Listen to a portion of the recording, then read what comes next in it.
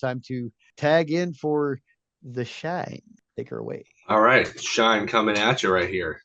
I'm going to try and speed through this. I know I've said that for 3 weeks in a row. This makes it 4.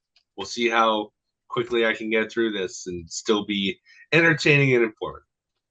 So Dynamite opens up with, let's see. There are 3 segments before we even get to a match. I think this is the second week in a row where Dynamite has opened up with not a match. Yeah. It was a pre-tape with whatever we're calling the BCC. Now they're not really. They made mention that they don't really know what to call them anymore because it's not the Blackpool Combat Club. So they're like each commentator is like giving their kind of own filler name for it, which kind of suggests to me that I don't even know if they know what they're gonna call them.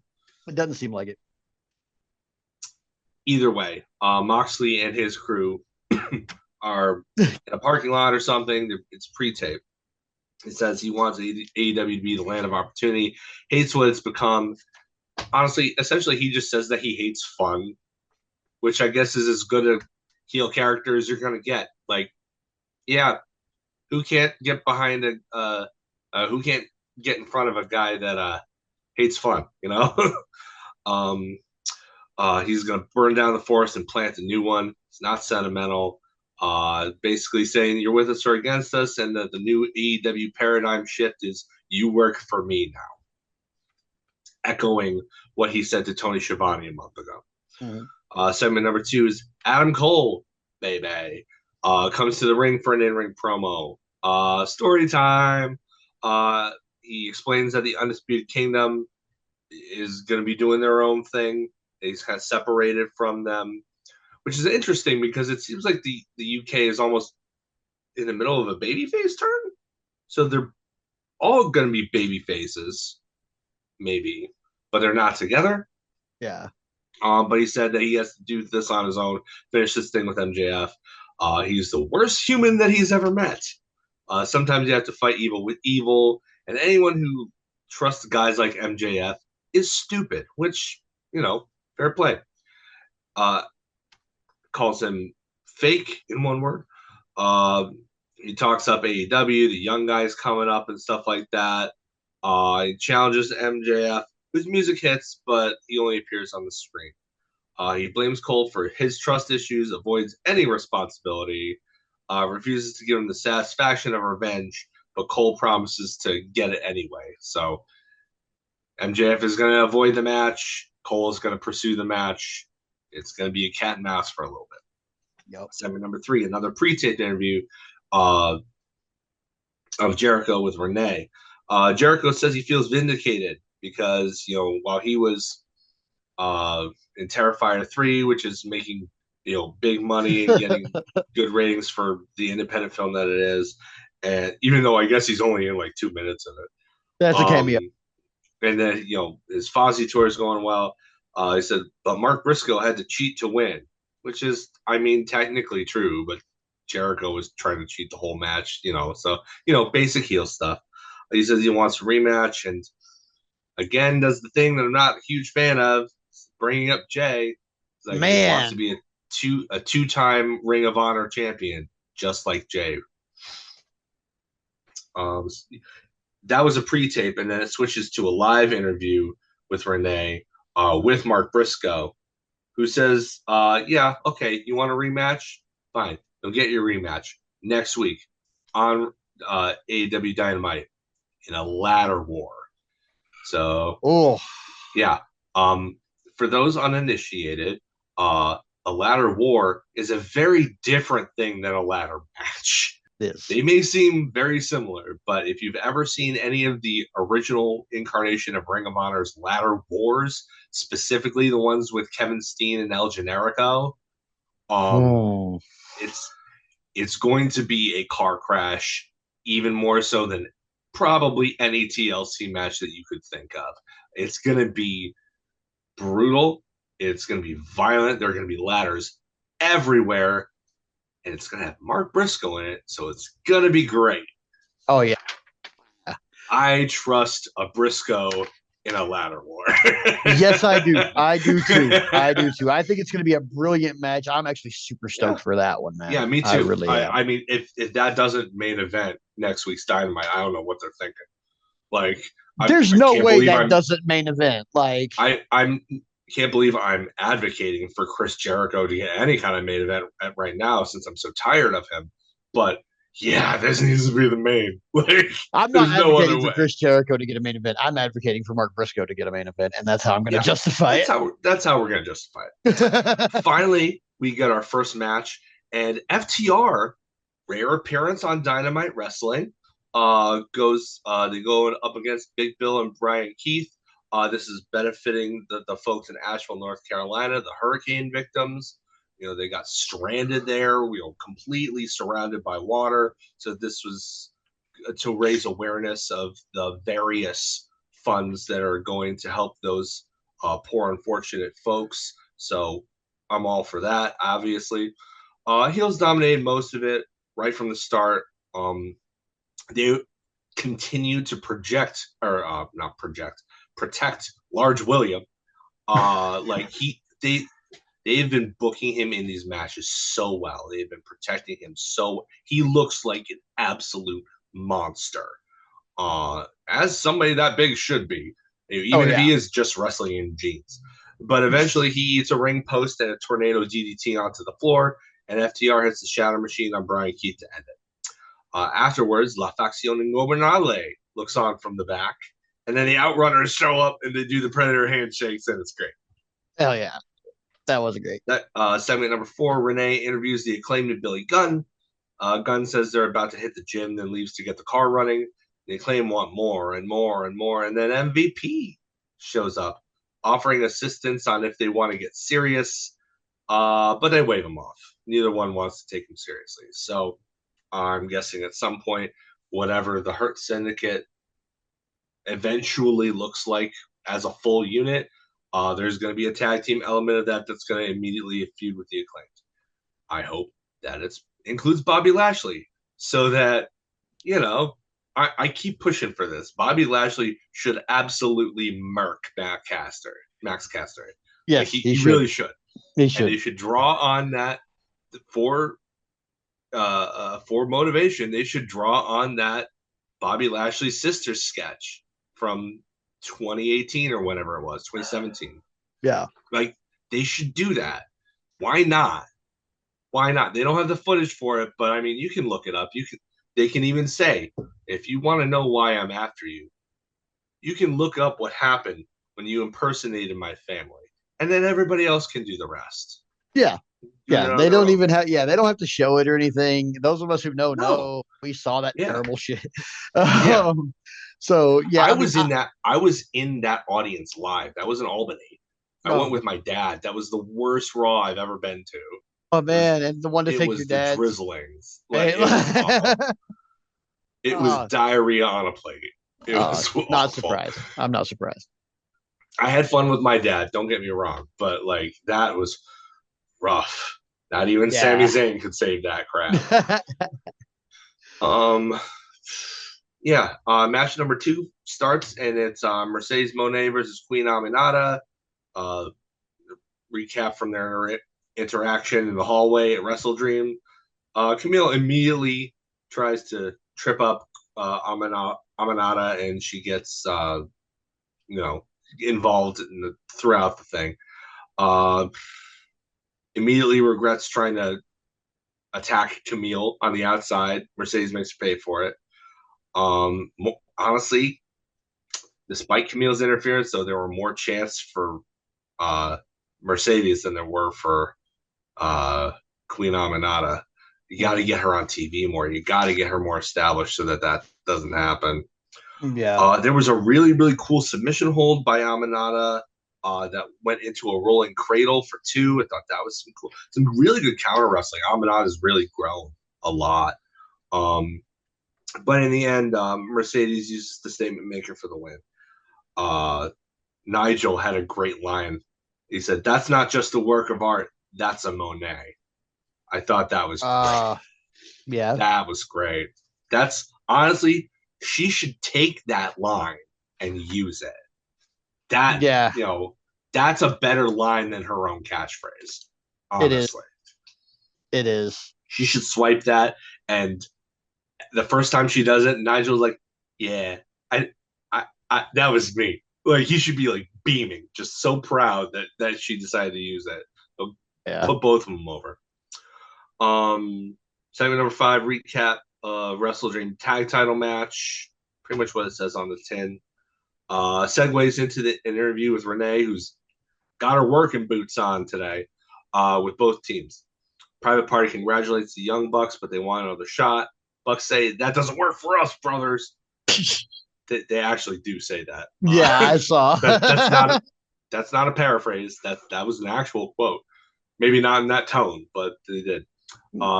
Stokely Hathaway comes in. He's rubbing it in, trying to wedge a wedge between the two guys, saying that Zay's probably the guy who's gonna be the single star anyway. But you know what you should do? If you want that bad, you should just the next time you challenge for the belts, put your tag team career on the line. He's like, maybe that's what we gotta do. I'm like, no, that's not what you have to do. Like,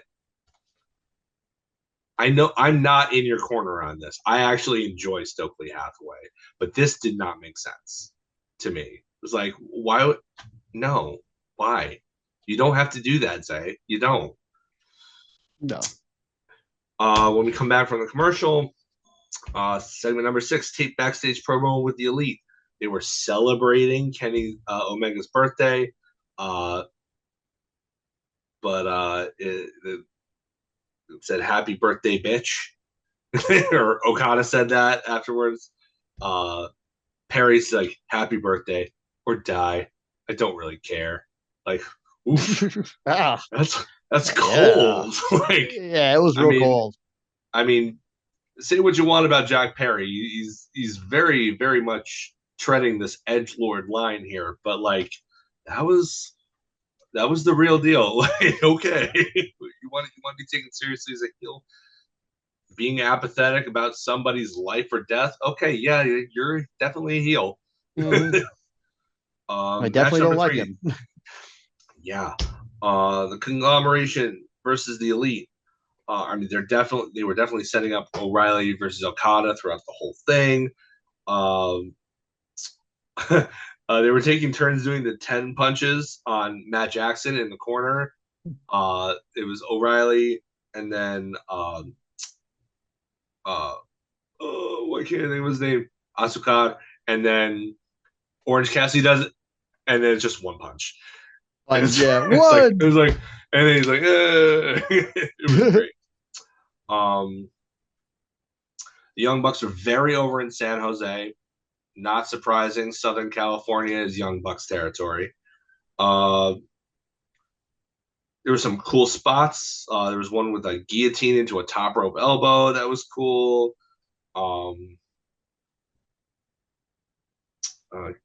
O'Reilly tags while the Bucks pump up their sneakers. I thought that was funny. They were going to pump up to do the super kick party, but O'Reilly recovers while they're still pumping up, and he's like looking around like, okay, I guess I'll just tag OC him before they were able to turn around and notice. And then the finish comes when Wheeler Yuta comes out of nowhere and attacks Orange Cassidy for the DQ finish.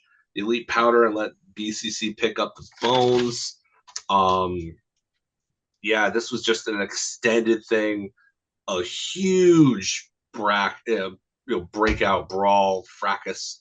Top Flight came in, they got jobbed out. Dark Order comes in, but the Elite just kind of watched from the ramp. Alex Reynolds gets hanged with his own belt. Yeah, that was that's rough. Like Mox says, anyone associated with AEW is a target as the cost of doing business. So, Private Party and Daniel Garcia and they all come out after the BCC attack. It was pointed out on commentary that Darby Allin was unreachable. It was implied that he was inconsolable after he couldn't help Bryan Danielson at Wrestle Dream, which Darby's a man with big feelings. Mm-hmm. Has no shame about it, makes no secret about it. I buy that. I Yeah. would buy that. Next one segment, the Elite is in the back, but Daniel Garcia takes the task, takes them to task for letting all that happen, and they established an alliance between Private Party and Daniel Garcia. Okay. Next up, just a recap of the Swerve MVP segment from the last week's show. Next was Lio Rush versus Shelton Benjamin. This match was great. Shelton Benjamin is not a small dude. He's like 6'2", 6'3", jacked. But Yeah. even he, I think, since he spent a lot of time on the Indies, he spent some time in New Japan. But even then, I think he was not usually the bigger guy in most of his matches. So to see him paired up against somebody like Lio Rush, who's like what 5'6" at best, Yeah. maybe, Maybe but who's like 140 pounds. Like, yeah, like dude is crazy talented, but there was a definite size disparity oh yeah. that you don't usually see with Shelton Benjamin matches. I noticed that You too. I was know, like, Shelton's usually like just an average sized dude, and yeah, he looks like a freaking monster next to yeah. Leo Rush. And in this match, he, by his wrestling, he looked like a monster too. Like Yeah. he just ragdolled Leo for like 75% of it. And Leo did a great job of coming up from underneath.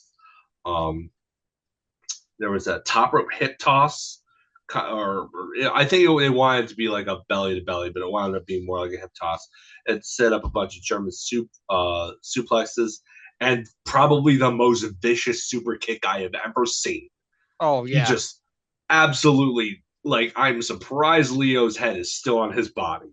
He Um, definitely made direct contact with his face. yeah, Like it was absolutely. ugly. Oh, Yeah, it was. but beautiful. Like when I Yeah. say ugly about a wrestling move, I mean Oh, awesome. but even before that, I don't think I've ever seen somebody get whipped to the corner getting a fecal chant before. Like Leo got whipped all the way to the corner, and he sold it like he jumped into the ring post through the top and middle ropes and just kind of like spiraled out to the floor, and it looked gruesome and Oh yeah. beautiful. Like it was just like it garnered so much sympathy for him. It was great. I Hmm. hope he's okay though, because you can't be taking that kind of bubble all No, not all the the time. time. Damn. The finish comes with the return of the exploder power slam thing that he used way back when, before he started using the flatliner, which, like, okay, um is it just me, or does like every black guy in WWE use a flatliner, a leaping flatliner, as a finish at some point? R-Truth uses it. MVP used it. Shelton Benjamin used it. All of those guys used a leaping flatliner as a finish at one point. That's It's true. like was it that just designated? Oh, you're an athletic black dude. Here, let's give you the leaping flatliner. Like, is there something racial going on here? Because I don't I see don't anybody else using it. I don't know, man. I see a lot of little things that I could be like, is there something racial going on here? And then I'm like, I need to ignore that. Yeah, Like, and not like a injustice type of thing, but like like, do you notice that the Hurt Syndicate is targeting specific people? yeah. Well, I mean, that's not really a surprise. I mean, given their They are like a agenda. traditionally like a Yeah. okay, I okay. mean, I mean, there. I didn't. Remember when they first started out and people were talking about, oh, this is like a Nation 2.0. There's a reason for that. Okay. So that okay. There's So a that reason for makes that. there's a reason for that, and it makes sense. Okay. See, because I was just Yeah. like, I was like, did Tony suddenly turn into Triple H, and now we're just gonna get a faction of each different race? Because No, please I think no. it's just I think it's just part of the character, like Now, see, if they that's the way their I character works, and that's the way the faction works, and it's like yeah, it was an empowerment thing, Yeah, the specifically way for that that. Cool. I Oh yeah. the way that I had, I think, heard from, I'm not sure if it was MVP or somebody else that was, it was that you didn't see, you know, um, one of the reasons that the hurt business worked so well was because you didn't see these well dressed black athletes in WWE all that often. It was something different. It was some, I mean, they were all dressed as if they were part of the NFL draft. Mm-hmm. Like they dress to the nines. They look good too. Like those guys know how to dress. I certainly don't. They do though. But like that was part of the gimmick. They wanted to be presented as something other than Yeah. maybe you had seen traditionally within WWE. And there's Plenty of examples. it can be implicate you can infer rather that maybe that's why it ended so soon, was because that image was not something that certain people within the company particularly cared for. Right. You could infer it. I don't know if there's anything behind that whatsoever. I'm not in those rooms. I'm not in those meetings, but like traditionally in this country, black men specifically are seen as threatening by certain very insecure, often old white men when they look like they are achieving the same status that those people are already at. Mm-hmm. And the look goes a long way to establishing that. That's why the Nation of Islam, for example, uh, the the impetus, the inspiration for the Nation of Domination in the first place, was seen as so threatening because, for lack of a better phrase, and so forgive me for this, but at the time, the feeling probably amongst the people who this applied to was, oh, those guys are threatening because they look like they've got their crap together. You know, Mm-hmm. I think a little bit of that was at play there. My personal opinion. No evidence for that. Gut feeling stuff. You know, I know that MVP himself has implied on social media that he feels that there were elements to the scuttlebutting of the Hurt Business Mm-hmm. uh, that were racial in tenor. Um, and I don't know inside anybody's mind again, but I mean, I'm disinclined to not believe MVP, who would have been on the end of prejudice his entire life simply by being black in America, and B, being a very intelligent and insightful person. Like you see him in interviews. He's a very, very intelligent person. He has a real sense of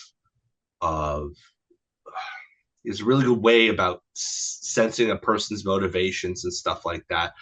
I would believe MVP, honestly. Like, Oh. not because I want to. I would rather that not be true. But like, the guy is probably more in tune with it than somebody like myself, who is several degrees distance from that particular arrangement. I don't work for WWE. Never have. Mm-hmm.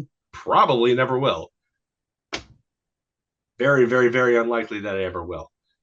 And by the time that I would, even if I would, uh, probably the elements that were there probably wouldn't be there by the time I get there, because they're trying, hopefully, to fix some of the things, or at the very least are probably going to be forced to address some of these things with the Janelle Grants case and probably other lawsuits, putting the company under a microscope. Yeah. I mean, the same thing happens with the deaths of Eddie Guerrero and Chris Benoit with the drug problem that they had. Mm-hmm. You put them under a microscope, they'll force the change. So, no. Anyway, that was tangential. You can choose whether or not to leave that in the final cut. I think it's important So to talk about that stuff, so I probably will. sure, but I just know it's going well. That's all. It's fine. But yeah, that was that match. Okay, segment number 10 was Tony Hawk and Darby Allin video package. They were signing pics of when they did a little segment a year ago after Darby had broken his ankle. They're doing some signings and selling the signed pics to go to skate parks projects for Mm-hmm. to help out, help build. I think it's to help build skate parks in Southern California, if I'm not mistaken. Mm-hmm. They build. Uh, There's a couple of them like that. They a program like it built a skate park in my hometown. So cool. those programs are near Yeah. and dear to my heart. I think that's Yeah. super cool of them to be doing that Yeah. stuff. I'm not a skater. I've never have been. I am not coordinated enough to do that. But I think it's cool that that they're doing that on such a big stage like Mm-hmm. that, and they're promoting that. I think that's great. You know, more stuff in the community for kids to do to, you know, keep them from their screens. I've Yeah. got I've got a kid who's addicted to a screen kind of by necessity, you know, but Yeah. it wasn't our intention. So, you know, if there was that kind of stuff that, like, he loves going to the trampoline park, so that's where we will take him. But you know, more kind of stuff like that, especially public stuff like this, Yeah. is better. Segment number 11, Renee interviews Swerve, who accepts the challenge to face Shelton anytime, anywhere. So we get that in 2 weeks. Fright Night. Heck yeah. Fright Night Dynamite. Segment number 12 is in-ring press conference with Don Callis. He's flanked by Lance Archer, who I nearly mistook for Drew McIntyre since he took his dreads out, which is great. White people shouldn't wear dreads. I, it's no, it's a bad look. He looks much better this way. And Brian Cage, brand new Ring of Honor television champion, Brian Cage. So they establish him as part of the Callis family now. Callis says there are no real journalists in pro wrestling, so I should answer all the questions. um, he's going to make Cage and Archer a tag team, which I think is great. Takeshita is going to defend the international title all over the world, challenges everybody. And Fletcher says literally nothing about his motivations. He's like, "You all want to hear me talk? Too bad." Okay. Next is Renee interviewing Mariah May in the back. Mariah complains about literally everything. Anna Jay comes in, and Christopher Daniels tries to break it up, but accidentally gets slapped by Anna Jay. Goes to commercial, comes back. Renee interviews Ricochet, who hasn't been pinned and wants Takeshita one-on-one. He's going to be at Collision to issue an open challenge. The backstage brawl continues in the next segment. They're still attacking people. Marina Shafir is like hanging somebody by his neck with her legs. Mm-hmm. Dark Order, Top Flight. Somehow the BCC is still winning despite their numbers disadvantage. Evil Uno challenges the BCC. So does Top Flight on Saturday's Collision. And then finally, the main event is Jay White versus Christian Cage. Nick Wayne baits the Bang Bang Gang into getting caught with a chair and gets them ejected. But the Guns and Juice Robinson do get their revenge before they leave. Christian, I made a note, is no longer jaundiced. Kip Sabian comes out and distracts and costs a spear, but Hangman, from the other side of things, comes out to distract Jay White, but drops down, so he can't see. And this was like the first time that this would happen. And then a Blade Runner is countered with an eye gouge and into a kill switch, which only gets a 2 count.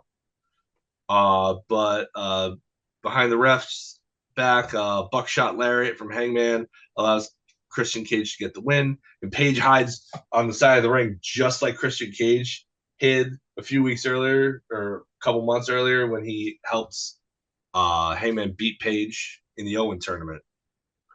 So, like, but he looked more like, oh my gosh, don't catch me. He wasn't as cool and calm and collected as Christian Cage was, who was just like, no, I know what I'm doing. I am so smart. No, Page was like, oh my god, oh my god, oh my god, am I gonna get caught? Am I gonna get caught? Oh no, don't ground me, don't ground me. Like it was more along those lines. Yeah. So stuff I like. I really cannot say enough about the Leo Rush and Shelton Benjamin match. Definitely go check it out. It really established Benjamin as a freaking monster. It was awesome. I like Kip Sabian getting more TV time. I actually like Kip. Oh yeah, I do too. Keep him involved in the Christian Cage stuff. I don't know where it's going, but he's on my TV, and that makes me happy. I want to let it breathe, but at this point in time, I'm not really liking the BCC stuff. No. You have to establish the heels as monsters, and I get that. But so for the storyline, I accept it, and I want to see where it goes. But feels bad, man. Not gonna lie, it feels bad. It's like, man, you were Moxie used to be fun, and is that the only way that you can get heat because everybody respects you is to just deny people fun and pick on the people who have fun? Like, No. I understand that that's probably a direction they had to go in. It's not the direction I prefer. Nah. But and then just to finish it off, I like the main event. Main event was great. Jay White has really won me over since signing with AEW. Wasn't like a huge fan of his. I didn't really see what the big deal was before he signed, but now that I've seen him over and over again, it's really like his character is really smart. And they always put over on commentary how he's a great counter wrestler, a defensive wrestler. And yeah, I can definitely see that. And that's not a style that a lot of wrestlers adopt. So it makes him very unique and interesting. And Christian Cage continues to prove why he's been amazing and slept on for literal decades. Like the dude is so good. He knows his role. He knows his part to play. He plays it better than nearly anybody. He's if I had to guess, the person who eventually takes the title off of Mox will be Darby, and then Christian Cage will immediately cash in on Darby and become world champion. That would be my suspicion. He is not going to get anywhere near Mox. No. They have established that he is deathly afraid of the BCC. So I don't think you have to worry. I think this is a way for them to write off his contract for the time being and get you to forget about it so that when he cashes in on Darby, it's going to be like, oh no, I forgot all about him. And then he's going to get super mega heat because A, it's Darby, and B, because they finally got the belt off of Mox only to put it on another heel. Yep. I think that's what's going to happen. And honestly, I'm a pop for that. Yeah. I'm down for it. I would rather have Christian Cage as world champion now than Jon Moxley. Oh, 100%, man. Legit. I'm not a big fan of the BCC thing either. I'm not really liking that whole thing. Also, the way they're kind of splitting up all the alliances makes it seem a little bit like we might get like a gang warfare type thing. Yeah, except that they're not all fighting each other. They're all fighting the one gang. Yeah. Yeah. It's except like, why don't you just well, I saw somebody repost something on Twitter and it's like it described the BCC as the mob and the elite as the crooked politicians. And like, yeah. Okay. Yeah. Okay. I get it.